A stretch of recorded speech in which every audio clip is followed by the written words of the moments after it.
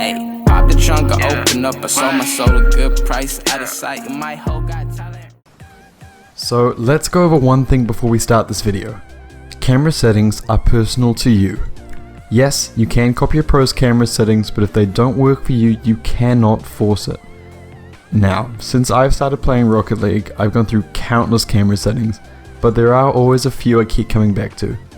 So, in this video I'll go over a few options to try out if you're feeling a bit lost or want to try change some settings every now and then.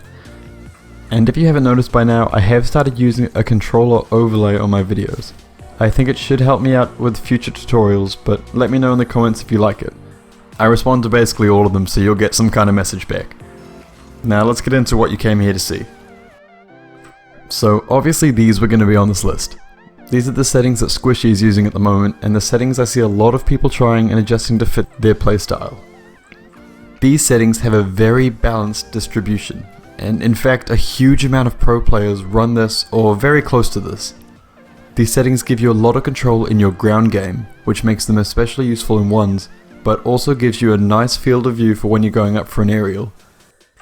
As we all know, Squishy is one of, if not the best players in the world right now, which means he must be doing something right. And at the heart of every great player, they have to have the right settings to help them achieve what they can. These camera settings are a go-to if you're stuck and looking for a bit of a change-up. So these settings might take a lot of people off guard. Lethamyr settings aren't used by many people other than himself, but I personally have found a huge amount of success using them. His stiffness is all the way up, which can give people a lot of trouble. And for those of you who don't know, stiffness alters how the camera follows your car when turning or just moving around the field. It also changes how far out the camera zooms when you go into supersonic.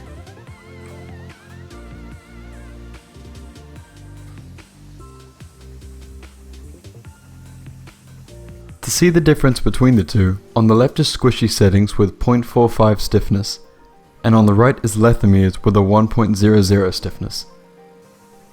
As you can see, the camera is very tight and sticks to the car with Lethamyr's settings. Personally, I really liked this for a long time and found myself often switching back to these settings whenever I felt I needed to switch things up. These were also the settings I was using just before I made it to champion, but in the last couple games I switched to the settings I'm using now, which I'll touch on in the end of the video. Next up is Deevo, and while I am aware that these may be old settings and that he's probably switched them up by now, these settings were some I tried a little while back and used for a very long time. It has a nice balance in the distance that makes the camera setting good for dribbling and aerials. Now, Deevo is a player that you can't take your eyes off, and if you've ever watched him, you'll understand what I mean.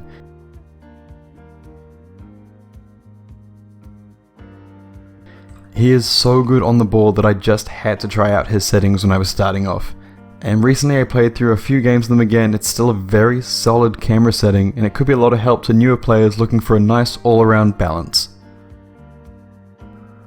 Lastly, we have my settings. Now, I am nowhere near a pro, but these are just for the people curious and maybe wanting to replicate what I'm playing with. So, I've been switching up my camera settings every few weeks to get a feel of a few to decide on what I like, and in the end I decided to customize and make my own based on what I felt I needed from each of the ones you've seen before. I used to like my camera further away with a higher field of view to give me more of a sense of where everything is going on the field.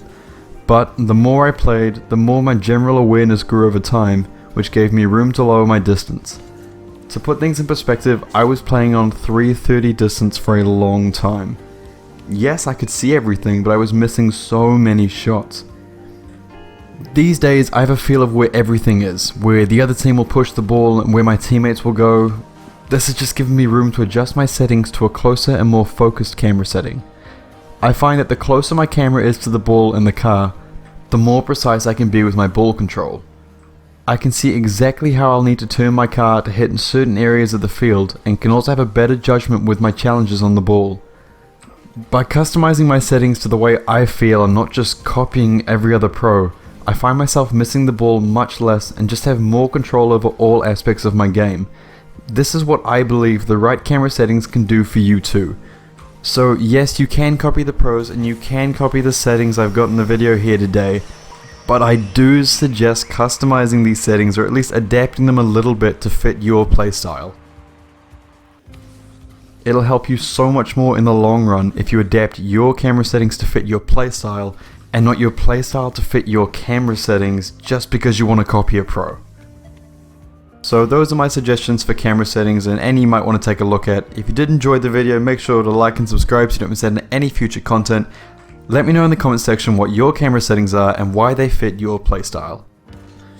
Anyway, that's all from me today. I'll see you next time.